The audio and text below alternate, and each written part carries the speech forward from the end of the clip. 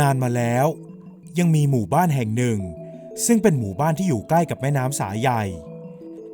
และในหมู่บ้านแห่งนี้ชาวบ้านจะบูชาพญานาคผู้เป็นใหญ่แห่งท้องน้ำภายในหมู่บ้านนี้ที่ผ่านมาจะมีชาวบ้านอาศัยอยู่กันมากมายเพราะในแม่น้ำก็เต็มไปด้วยสัตว์น้ำส่วนบนฝั่งแม่น้ำก็เป็นดินดีพืชผักเจริญเติบโตดีชาวบ้านที่อยู่หลักปักฐานกันมาตั้งแต่ครั้งบรรพบุรุษต่างก็ชื่นชมผืนดินแถบนี้ว่าน่าอยู่และอุดมสมบูรณ์ซึ่งคงเป็นเพราะแม่น้ำสายใหญ่ที่คอยหล่อเลี้ยงความเป็นอยู่ของชาวบ้านแต่5 ปีให้หลังมานี้ทุกอย่างได้เปลี่ยนแปลงไปแม่น้ำที่เคยลึกก็กลับตื้นเขินและน้ำแห้งขอดจนเห็นเป็นสันทรายโดยชาวบ้านสามารถลงไปเดินในแม่น้ำได้เลยคนเฒ่าคนแก่ที่ยังคงมีชีวิตอยู่นั้นได้บอกกับทุกคนว่านี่คงเป็นเหตุเพศภัยอะไรบางอย่างแน่นอนที่ทำให้แม่น้ำแห้งเหือดเพราะเมื่อน้ำแห้งสัตว์น้ำก็ตายหายสิ้นพืชผักพืชไร่ที่ชาวบ้านปลูกไว้ก็แห้งเหี่ยวตายเพราะไม่มีน้ำมารดชาวบ้านหลายคนจึงตัดสินใจย้ายหนีไปอยู่ที่ใหม่แต่ยังคงมีชาวบ้านอีกหลายคนที่ยังคงอยู่ที่นี่ซึ่งก็มีเหตุผล2 อย่างที่ยังไม่หนีหายไปไหนนั่นคือไม่มีที่ไปกับบางคนที่เชื่อว่าสักวันหนึ่งน้ำจะกลับมาเต็มแม่น้ำและทุกอย่างจะกลับมาอุดมสมบูรณ์เหมือนเดิมและครอบครัวของเลื่อมหญิงสาวชาวบ้านคนหนึ่งก็ยังคงอยู่ที่นี่เพราะปู่ของเธอเชื่อว่าสิ่งที่เกิดขึ้นนั้นเกิดจากการที่ผู้คนทำผิดบาปจนทำให้พญานาคโกรธเคืองและได้ดูดน้ำกลับไปหมดซึ่งก็อาจจะเป็นอย่างนั้นเพราะที่หมู่บ้านแห่งนี้จะนับถือพญานาคและในทุกๆ3 เดือนจะมีการทำบุญเพื่อบูชาพญานาคให้ปกปักรักษาและเพิ่มพูนน้ำท่าให้มีดื่มมีใช้ตลอดทั้งปีแต่หลายปีมานี้ผู้คนไม่ได้ใส่ใจทำบุญบูชาพญานาคเลยและจะย่อย่นประเพณีเก่าแก่ให้เหลือแค่เพียงปีละครั้งปู่ของเลื่อมนั้นอายุจะ90 ปีแล้วแต่ยังคงแข็งแรงเดินเหินได้คล่องแคล่วและยังคงนำพาครอบครัวนั่นคือลูกชายลูกสะใภ้และเลื่อมที่เป็นหลานสาวออกไปทำพิธีบูชาพญานาคในทุกๆ3 เดือนอีกทั้งยังคอยบอกกล่าวกับชาวบ้านให้กลับมาทำพิธีเหมือนในครั้งเก่าก่อนแต่ชาวบ้านส่วนใหญ่ก็ไม่ได้เชื่อฟังทุกคนต่างละทิ้งไม่สนใจและหลายครอบครัวก็ได้หนีหายจากไปช่างเขาเถิดแต่ขอให้พวกเราเชื่อปู่เชื่อว่าสักวันที่นี่จะกลับมาเหมือนเดิมในทุกๆวันปู่จะชวนเลื่อมออกไปเดินเล่นที่ริมฝั่งแม่น้ำซึ่งตอนนี้แม่น้ำได้แห้งเกือบหมดแล้วและปู่จะมองสำรวจไปทั่วแม่น้ำจากนั้นก็จะชี้ให้เลื่อมดูว่าตรงจุดไหนที่มีบ่อน้ำสะอาดและมีน้ำไหลผุดขึ้นมาเลื่อมก็จะจดจำไว้และจะลงไปตักน้ำตรงจุดนั้นมาไว้กินไว้ใช้พอน้ำตรงจุดนั้นหยุดไหลปู่ก็จะหาจุดใหม่ให้กับเลื่อมซึ่งเลื่อมนั้นแปลกใจมากที่ปู่สามารถบอกได้ว่าตรงนั้นตรงนี้ที่กลางแม่น้ำจะมีน้ำไหลผุดขึ้นมาและเป็นน้ำที่สะอาดมากด้วยแต่ละจุดจะมีน้ำไหลผุดขึ้นอยู่หลายวันถึงจะแห้งเหือดไปปู่รู้ได้อย่างไรว่าตรงไหนจะมีน้ำผุดขึ้นมาปู่เองก็ถูกสอนมาอีกทีและจดจำคำสอนนั้นนี่ไม่ใช่ครั้งแรกที่แม่น้ำแห้งเหือดสมัยที่ปู่เป็นหนุ่มๆก็เคยเจอมาแล้วปู่และหลานสาวจะออกไปเดินเล่นที่ริมฝั่งแม่น้ำในทุกๆวันโดยทั้งสองไม่รู้เลยว่าได้อยู่ในสายตาของบางสิ่งบางอย่างที่คอยจับตามองอยู่และในวันถัดมาก็มีเหตุร้ายเกิดขึ้นที่หมู่บ้านโดยมีเด็กชายวัย10 ขวบคนหนึ่งวิ่งมาบอกกับชาวบ้านว่าเห็นงูตัวใหญ่ขึ้นมาจากแม่น้ำและได้ลากเพื่อนของเขาไปกินจากนั้นก็มุดหายไปใต้พื้นทรายตรงกลางแม่น้ำชาวบ้านหลายคนที่ได้ฟังเรื่องราวต่างก็ต่อว่าเด็กชายว่ามาเล่าเรื่องโกหก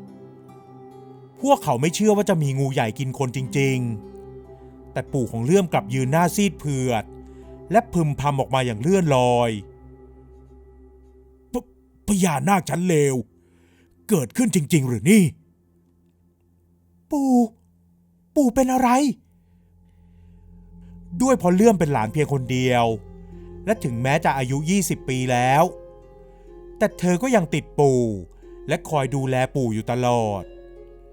เมื่อเห็นปู่มีท่าทางแปลกๆและเอ่ยชื่อพญานาคเลวออกมาเลื่อมก็แปลกใจและเอ่ยถามปู่เลยเล่าให้เลื่อมฟังว่าในตอนที่ปู่เป็นเด็กปู่จะชอบฟังคนเฒ่าคนแก่เล่าเรื่องพญานาคที่คอยปกป้องท้องน้ำที่นี่ปู่เล่าว่าภายใต้พื้นดินลึกลงไปจะเป็นเมืองบาดาลและเป็นที่อยู่ของพวกพญานาคซึ่งพญานาคนั้นก็อยู่รวมกันเป็นหมู่บ้านเหมือนอย่างกับมนุษย์ปู่รู้ได้อย่างไรมันเป็นแค่เรื่องเล่าใช่ไหม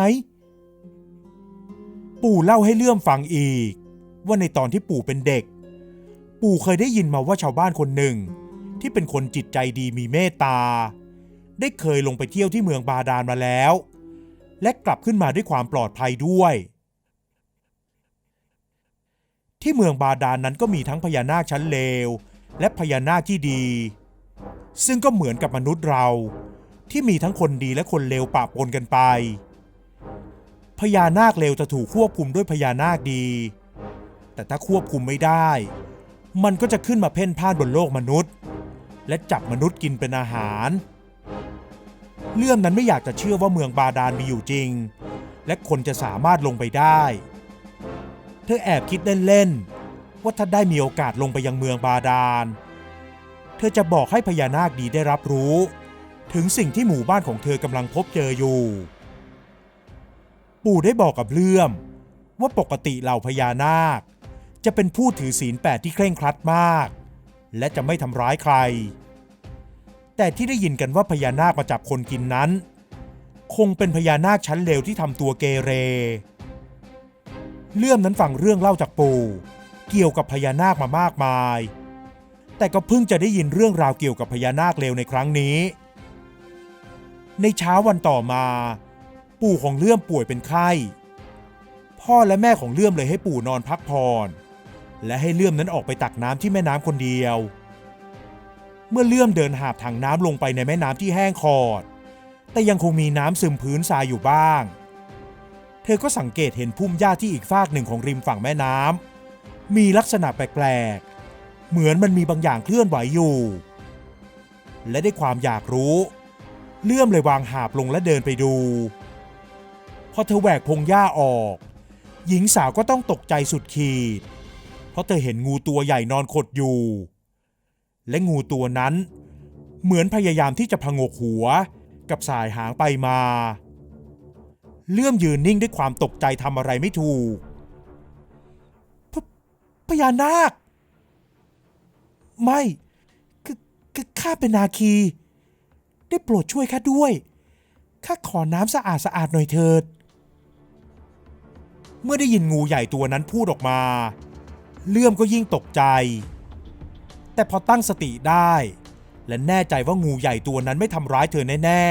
ๆหญิงสาวก็วิ่งไปที่หาบและใช้ขันไม้ตักน้ำมาวางไว้ให้แต่น้ำแค่นั้นมันน้อยไป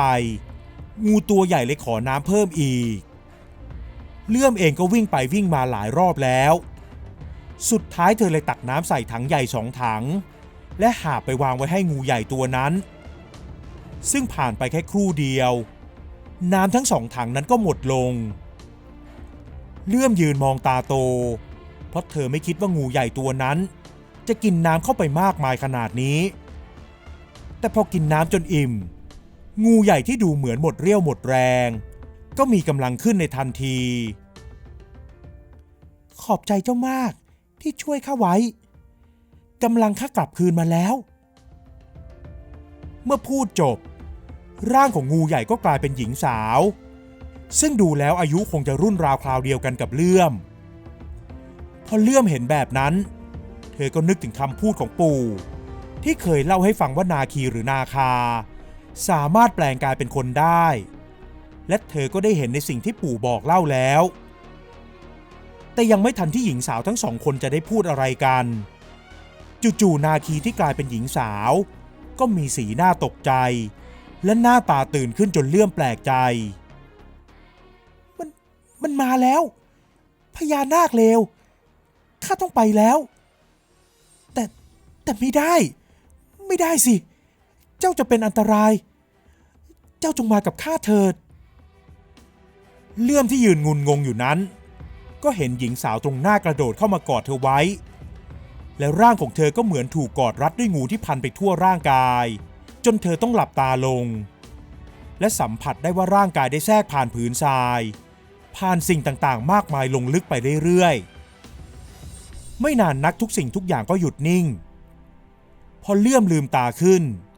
เธอก็เห็นท้องฟ้าเป็นสีน้ำตาลอ่อนๆเหมือนเป็นสีขุ่นๆของน้ำและหญิงสาวคนที่เธอยืนคุยด้วยที่ริมฝั่งแม่น้ำก็ยืนอยู่ข้างๆเธอเลื่อมได้หันมองรอบตัวด้วยความงงงวยเจ้าปลอดภัยแล้วที่นี่คือเมืองบาดาลข้าพาเจ้ามาเองไปกันเถอะข้าต้องรีบไปพบพี่ชายของข้าเพื่อแจ้งข่าวเลื่อมมองดูเมืองนั้นที่ดูไปก็คล้ายๆกับบ้านเมืองของมนุษย์มีบ้านเรือนเรียงรายกันอยู่มากมายและมีผู้คนที่เหมือนกับมนุษย์ทุกอย่างจะแปลกก็ตรงที่ทุกคนนุ่งผ้าสีแดงและมีผ้าพันศีรษะเป็นสีแดงเหมือนกันโดยด้านหน้านั้นจะปล่อยให้ผ้าสีแดงห้อยลงเหมือนกับหัวของงูส่วนผู้หญิงนั้นก็แต่งกายด้วยผ้าสีแดงเช่นกันแต่จะมีผ้าสีแดงเป็นผ้าแถบรัดหน้าอกไว้หญิงสาวเดินหันซ้ายแลขวาด้วยความตื่นเต้นเพราะไม่คิดว่าตัวเองจะได้มาเดินอยู่ในเมืองบาดาล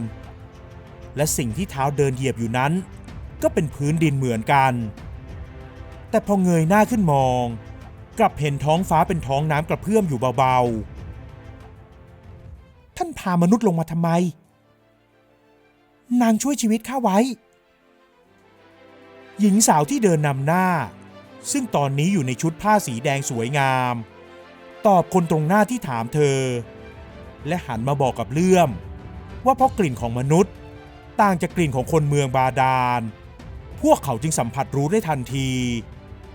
และเธอบอกว่าจะไม่มีอะไรเกิดขึ้นเพราะเลื่อมนั้นมากับเธอสักพักเลื่อมก็เดินไปถึงบ้านหลังใหญ่โตหลังหนึ่งและมีผู้ชายตัวโตคนหนึ่งยืนหันหลังอยู่เมื่อเขาหันมาเห็นผู้หญิงตรงหน้าของเลื่อมเขาก็วิ่งถลาเข้ามาหาและกอดรัดเธอไว้น้องพี่เจ้าไปอยู่ที่ไหนมาเจ้ารู้หรือไม่ว่าพี่ตามหาเจ้าไปทุกที่เลื่อมได้เดินตามสองพี่น้องเข้าไปในบ้านหลังนั้นซึ่งเต็มไปด้วยผู้คนและไม่ว่าสองพี่น้องจะเดินผ่านไปทางไหนก็จะมีการโค้งคำนับจากทุกคนเลื่อมจึงเดาเอาว่าสองคนนี้คงเป็นคนสำคัญของที่นี่อย่างแน่นอนหญิงสาวได้เข้าไปนั่งพักอยู่ตรงที่หนึ่งซึ่งร่มรื่นสบายมาก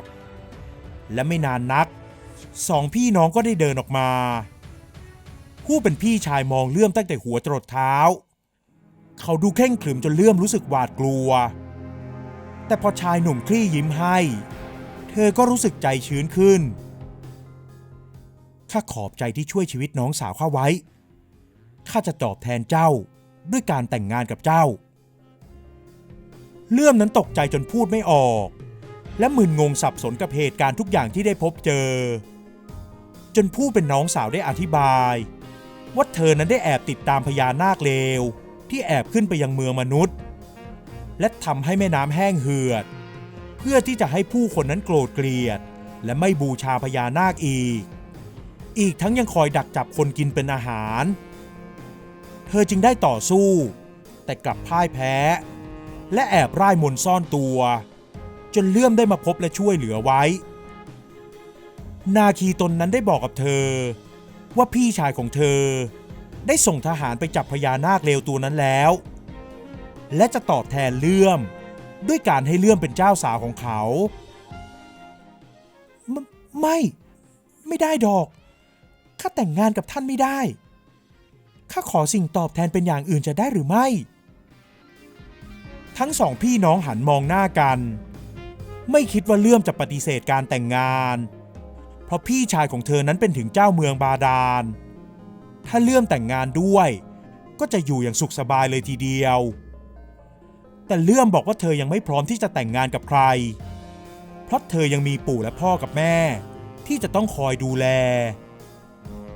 เลื่อมบอกกับชายหนุ่มว่าเธอขอสิ่งตอบแทนเป็นอย่างอื่นได้หรือไม่ซึ่งชายหนุ่มก็ให้เธอแจ้งแก่เขาเลื่อมเลยบอกว่าขอให้แม่น้ำที่แห้งเหือดอยู่นั้นกลับมีน้ำท่าอุดมสมบูรณ์